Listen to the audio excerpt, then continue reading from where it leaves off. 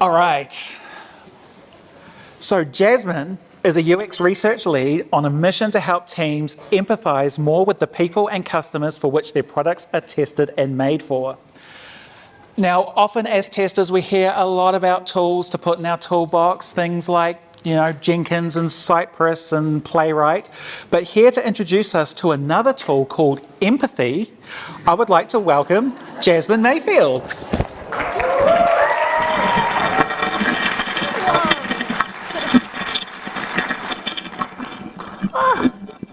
Hi, everybody. I sound a little bit croaky. Look, I thought it might be fun to start off with a bit of a guessing game for funsies. And so just feel free to shout your answers out. Any answer is not a bad answer, it's a good answer. I have actually come prepared with chocolate as a prize for one special person. And the question is, who said this is going to change the world? This is actually a two-part question. The second part is, what are they referring to? Any ideas? Whoa, this is a good one, but no, not that one. Any other guesses? I'll give you a clue. This product is a particularly famous one, the one I'm thinking of, that launched in 2001. That's the clue. If you can remember back that far. It's 21 years ago. I can't do maths.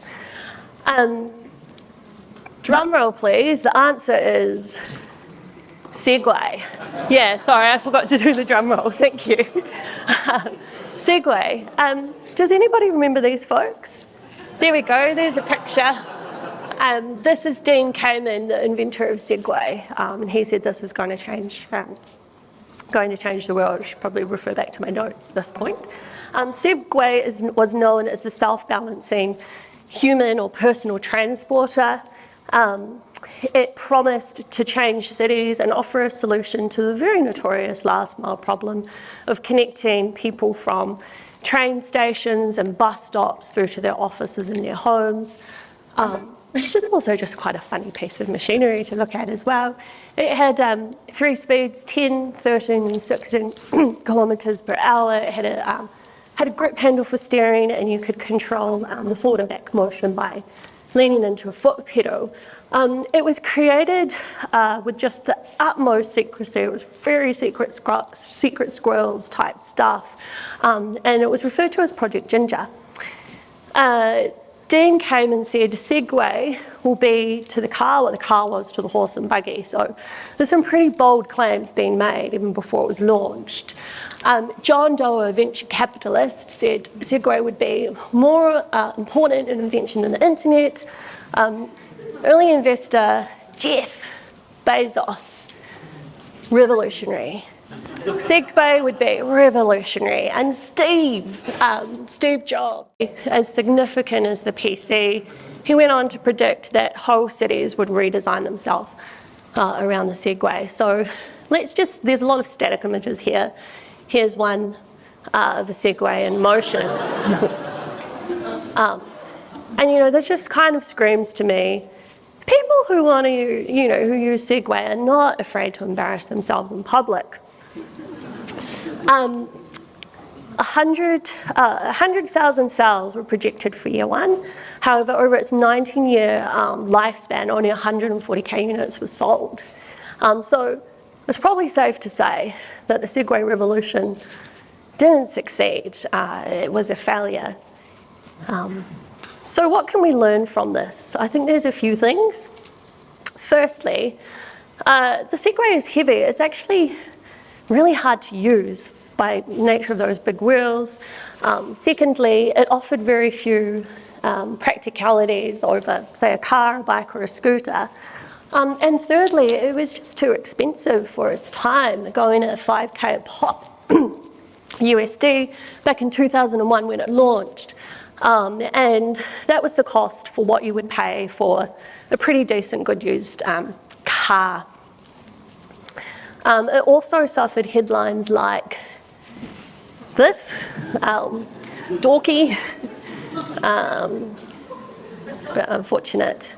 And it didn't help with really high profile Segway accidents. Kabush, Here he is in 2003, he's on the driveway outside of his parents' home and he's had a bit of a collision and has gone down.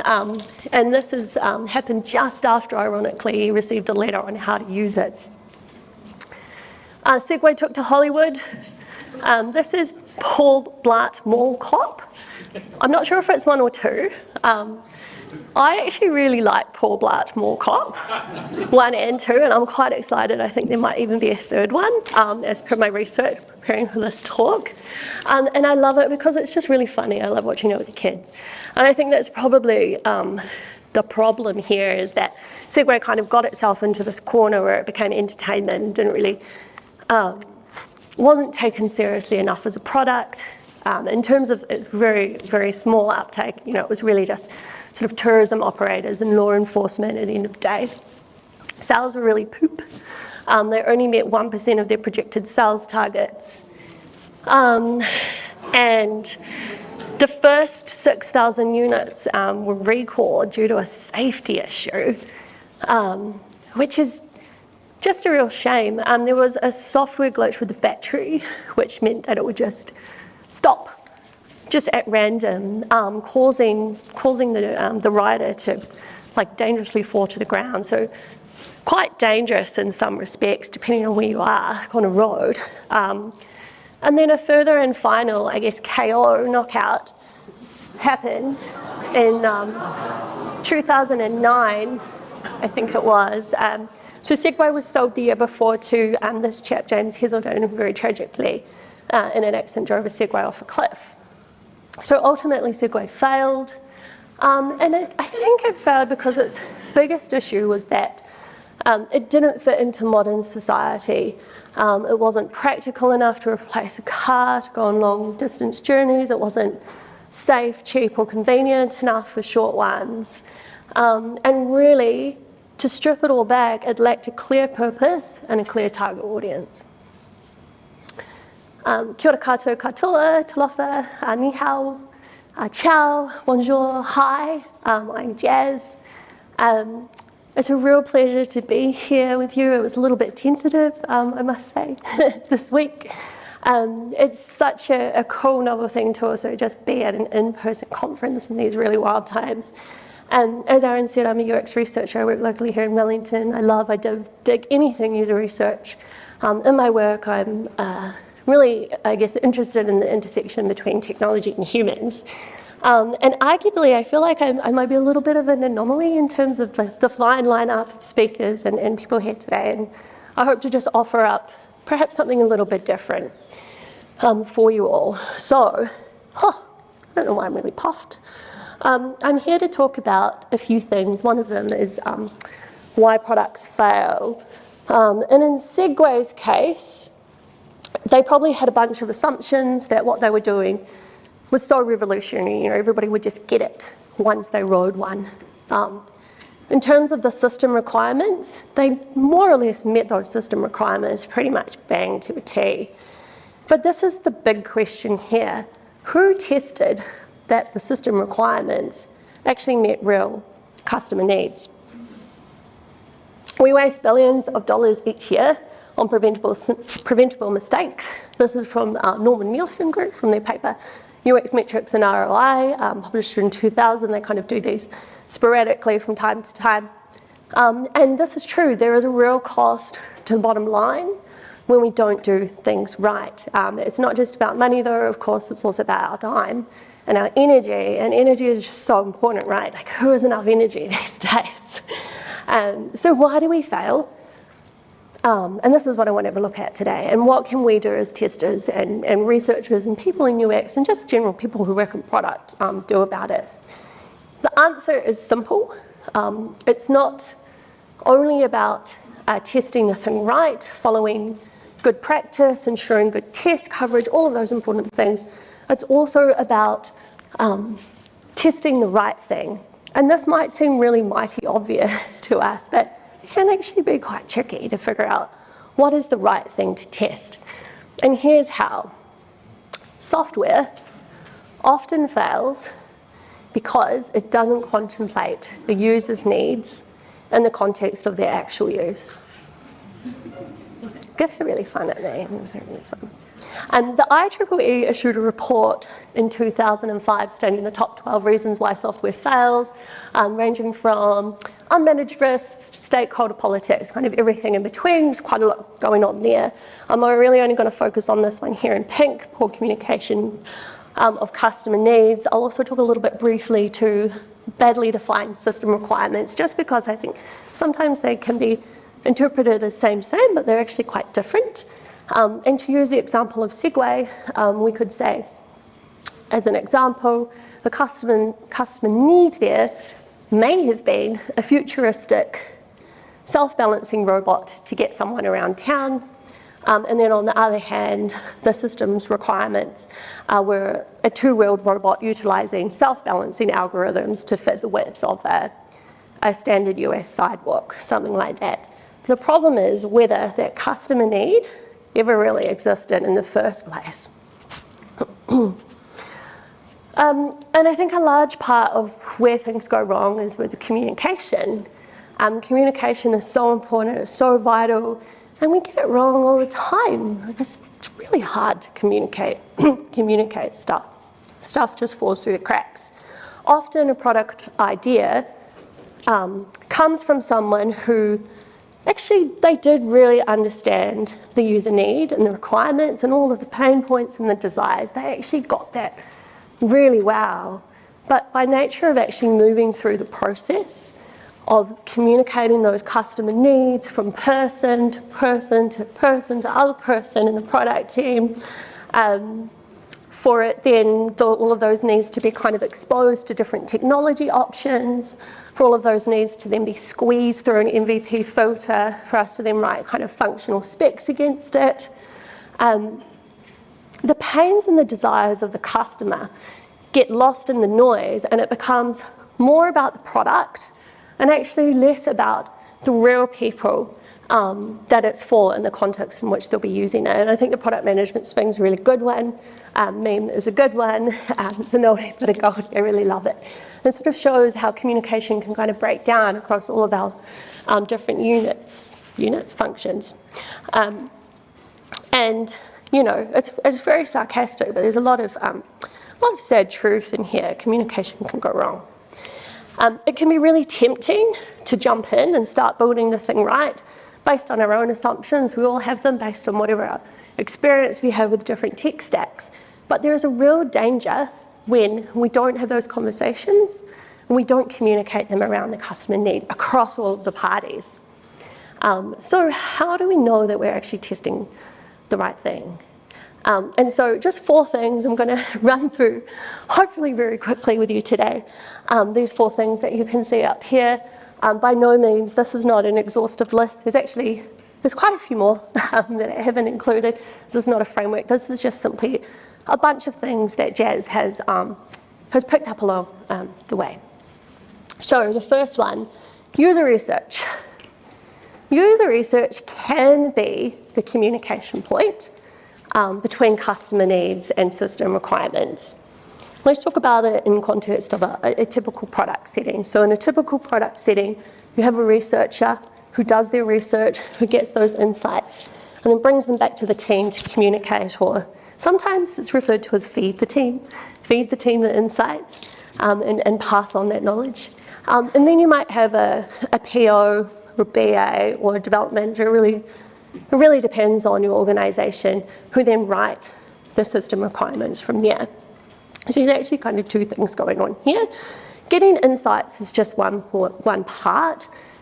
There's actually really no point in going out doing those insights. You could be a really excellent researcher, but if you can't communicate them and translate them back in a meaningful way into your product team so they can, I guess, be caught and understood, then it really is a waste of time. And I think this is where really communication just kind of fails for us. And I think it fails kind of on both ends. There's kind of a need to throw, and there's an expectation to catch, and it can be a bit tough. There's a bunch of user research methods.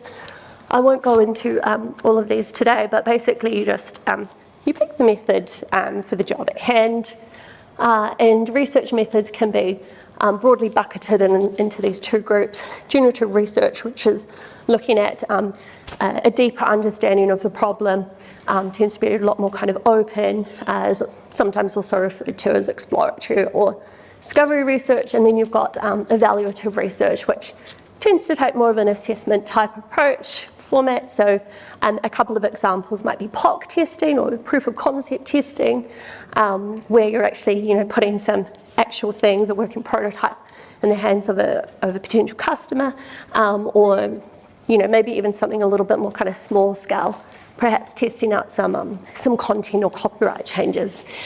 Both are really valuable decision-making tools, but perhaps a good way of thinking about them is this, in questions. I like questions. This is framed up by Erica Hall, who wrote Just Enough Research.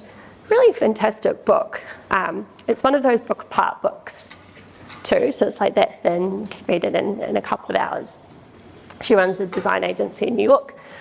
Generative research, what problem might we solve versus how well is our solution working? So a couple of things there. So what's the impact of doing research in UX? Well, it's pretty good. I think it's pretty good. So Dr. Susan Weinschenk here is a behavioral psychologist. In her paper, Usability, a Business Case, reports that for every dollar that you invest into UX, you can expect $100 in return. And broadly speaking, this is because of increased customer loyalty and a reduction in your development costs. On that note, oops, that slide's a little bit crooked. She reports that investing upfront in UX can also lower the chances of your rework further downstream, which is a good thing. The cost of good UX adds up too. We've got a graph here. What is this about? This graph is comparing UX-driven design companies and the returns that they had over a 10-year period, so from 2005 to 2015, and those returns actually outperforming the S&P 500 index by 211%, just by putting emphasis on UX and really caring about what those customer needs are. It's pretty bizarre. This is a little screenshot from the Design Management Institute. This research was done in conjunction with Forrester, and you can see on the left-hand side the companies that were researched there. Next, we have the opportunity tree, and a bit of a disclaimer here. I'm not a product expert at all. I am merely just a researcher who really digs this method, or this framework actually, by Teresa Torres' Opportunity Solution Tree. So what is it? Why do I like it? I think I really like it because it reminds me a bit of a family tree or a site map. And basically you have these opportunities that you can see in green, kind of in that middle layer there, and they all bubble up to a desired outcome up the top. Some teams might refer to that as a mission. And opportunities is just another word of saying customer need. They're based on data and they're based on research. And then in the pink we have solutions, and solutions are just a way to solve for an opportunity. And you sort of start to see this kind of nested, like family tree kind of lineage come through. So solutions should always ideally solve for an opportunity. And then underneath you've got experiments. So we've got 3 solutions here, which are supposed to solve for this far left opportunity. And then underneath here a bunch of experiments. And experiments are exactly what it says on the can: ways to experiment, test, measure, compare how much you're actually moving the needle for your mission. The really great thing about the opportunity tree, I find, is that it really helps me, like it keeps me in check, because we're all human at the end of the day, and it can be very easy to start burrowing down deep into a solution, and next thing you kind of get a bit carried away. And just through this really sort of simple visual representation, you can see that everything has its place, everything is in context. And so you minimize the risk that you're working on a solution that's over here and it doesn't actually connect up to a customer need. So that's a really good one. And then just one last thing here. and I haven't actually used this myself, but I would like to give it a go. This could be a really interesting framework to help negotiate curveballs. Sometimes curveballs come in. And the reason why I say that is I think you can catch that curveball and you can chuck it up here and you can sort of lay it out in context and see how does that curveball actually relate, position, prioritize against what our already identified opportunities are. Of course, that really depends on where you work, how you prioritize, who prioritizes, who ultimately makes decisions at the end of the day. There's lots more to say about the opportunity tree. I'm a real big fan. Happy to speak to anybody about it in the break. Teresa Torres has recently released a book on this called Continuous Discovery Habits last year. Fully recommend. Customer sessions. Customer sessions are like my favourite thing to do. And I just think there is so much value in doing either running a customer session or just showing up and watching a customer session in terms of really trying to understand what those customer needs are. And recently I just had the loveliest of yarns to a tester, and we were reflecting on 5 years ago. We were in a cab, we were on our way to a customer session at Newtown, and they turned to me and they said, "Jazz, you know what? I've never ever spoken to a customer. I've been doing testing for 21 years. And I just thought, wow, tell me what you think afterwards. And so like I might just read some of this stuff out because it really is too good. So this person went along, watched the customer session, and then kind of after the fact, the takeaways were it's about building quality. All of a sudden as a tester, it's not about finding bugs or technical system issues. I'm trying to figure out how we can make their lives easy.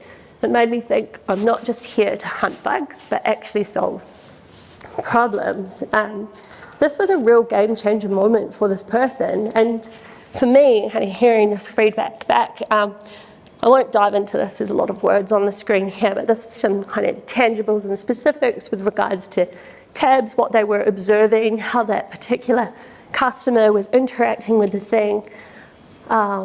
There's also a mention about a tablet, which was really, really, really kind of eye-opening for us during that customer session, because we really hadn't, that was not on our radar at all. That was a bit of a gotcha moment. And a pretty good takeaway for us. And so really the takeaway here is that as makers of product, testers, whatever your role may be, we are not our customer. We are not, 99% of the time, we are not our customer. And there is real value in stepping away from the monitor and getting out there on the ground and attending a session like this. This stuff might seem really granular, maybe a little bit cryptic as well. But this stuff really is my bread and butter as a researcher, and I just want to share these very quickly as some tips if you are someone who is considering, actually trying to explore what customer needs are and attending a session. So the first one, just do it. In the words of Nike, if you're on the fence, just get in there, get amongst it, come along to a session. I guarantee you, any researcher or facilitator who's running this would absolutely love for you to come along. Generally, we say no more than 2 observers per session, because sometimes it can be a bit off-putting, or you have that kind of grandstand effect, and we don't really want to freak the people out that we're going to go meet. So 2 observers. Sessions usually run for about an hour. There's usually a debrief afterwards. I would recommend showing up in person or attending remotely if it's remotely formatted. Way better than just watching a recording after the fact. There's something really quite powerful about being there in the moment and actually being present. So just do it. And the second one, zip it in eyes. This one here is just about you. If you come along, you can just sit back and relax. You don't have to necessarily talk to the customer at all. You can just observe and listen, perhaps even take some notes. Bear in mind that whoever is facilitating that session, there's a bit of a process to get us towards that session. That whole conversation has been very carefully curated. That conversation has been designed. It bubbles back to our research goals and so forth. So don't worry. If you have any questions, like we really love questions, we really invite them, we want you to kind of engage with customers. At the end, we always ensure that there's some time for you to ask them. So do that. Number 3, minimum of 2. This is really to counterbalance any potential confirmation bias, which happens a lot. And confirmation bias is something like you might have a very kind of strong idea on how a customer might think or what they say or how even they might even behave in a session. And if you go along and you see that happen in the session, you're more likely to think, I was right. But to bring it back to user research, it's all about being really open, right? And to even like strip it back to like segue, I think that's really important. We must always remain really open. And so just simply going along to more than one session will help balance that out. 4, keep with the flow. Keep the flow. This one's very specific. It is if you are attending a session in person with a laptop and you're typing notes on your laptop, can actually be quite loud and can be quite off-putting to people as well. And participants really lean into, or they read into the silence. So if they're talking, they stop talking, you stop tapping, it goes quiet, like it's awkward. And then they start to feel, did I say the wrong thing? And it can really kind of derail your session. So just keep the flow going, keep typing your notes. You can always go back and read whatever funny note you wrote yourself at the end of the session. Number 5, not testing. So we use the term user testing, usability testing, test all the time, which is great for internal. When you are in the presence of a participant or a customer, try not to use that. You can use things like sessions, chats, hangs, just keep it a lot more kind of generic. It might seem like really kind of obsessive here, but if you happen to be up against a participant who's never done any sort of feedback before, it can really, kind of 2 things, they can really feel like they are being tested, and that can go in 2 different ways. One, they can start to just shut down completely. I have had this happen with me with a barrister in Christchurch, and it takes a lot of energy to then put yourself back on track. The other direction that they'll go is then they'll overcompensate and they'll end up telling you things that they think you want to hear, and it kind of just, you have to kind of throw that session out. Lastly, sharing is caring, in the words of my 6-year-old. So whatever is interesting to you, share those top takeaways and stand up the next day. I'll just fly through these really quickly. These are some examples that perhaps could have been mitigated through the use of usability sessions. Again, repeat takeaway here, we're not our customer. The average person doesn't probably know or really care about regular expressions.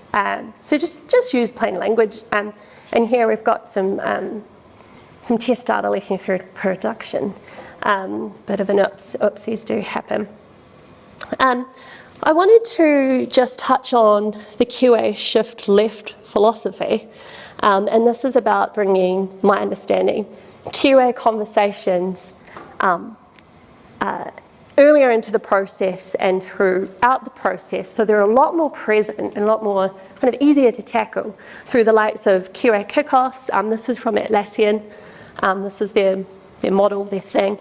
QA kickoffs and QA demos, as opposed to QA just being right at the end and being a bottleneck to delivery. And as a researcher, I am all for this. I think this is a real wow factor move in terms of communication and collaboration and bringing in those very needed, very valued conversations a lot more upstream. And if I can throw out a thought to you, keep shifting left until you can't shift left no more, and shift left and come and do some usability sessions with us so you can understand those customer needs and really connect them back to the system requirements. Empathy, MAPAL, empathy underpins really absolutely everything. It's the most important and first step in the design thinking process. Empathy is about showing up, understanding, listening, caring, giving a shit. It's not about feeling sorry for someone. It's not about being compliant or kind of agreeing with someone for the sake of it. It's actually walking in somebody else's shoes. In my view, this might be a bit naive. I honestly think that empathy has the possibility to change the world. If you think about empathy in terms of leadership, governments, communities, societies as a whole, empathies in situations of crisis, I think it's mind-blowing and a really fascinating topic. Bringing it back, though, to research, it really is everything. It acts as a wrapper to everything that we do in our research and understanding customer needs. And in many respects, at the end of the day, good UX is good business, right? Understanding customer needs is going to increase your chances of higher ROI. It's going to reduce your time spent on rework. And it means you're going to really put your energy into the things that really matter. Customer loyalty, creating more customer loyalty and stickiness. As the Oracle Google says, focus on the user and all else will follow. This is rule number 1 of their 10 things. They have a 10 things philosophy. It's like a 10 commandments sort of thing. I'm all for this. Focus on your user, understand their customer needs, apply your empathy, and give a customer session a go. You've got nothing to lose. So in conclusion, building a great product, I think, takes, yes, absolutely a great implementation team, but equally it takes a really strong design intention that's rooted in a real customer need. And the risk of not having that customer need, not knowing that customer need, means that you might run really fast with really fantastic form, but you run the risk of running in the wrong direction and not hitting the mark, is what Segway did. Some of you might know this quote. It's by Albert Einstein. If I were given 1 hour to save the planet, I would spend 59 minutes to find a problem, 1 minute resolving it. And in the spirit of Einstein, here's a quote by Jasmine Mayfield, never ever heard before by anybody. If I had an hour to ensure that a product is on a winning track, I would spend 59 minutes understanding the customer need and 1 minute clearly communicating it. Thank you so much. I just want to say a very special thank you to Aaron for helping me with all my technical things this week, to Fabio, Amor, to Cami Cam as well. It's been a real honour to you all here in the audience, and to my works, Trove and Forsyth Bar, and to the team there. Thank you so much for your support.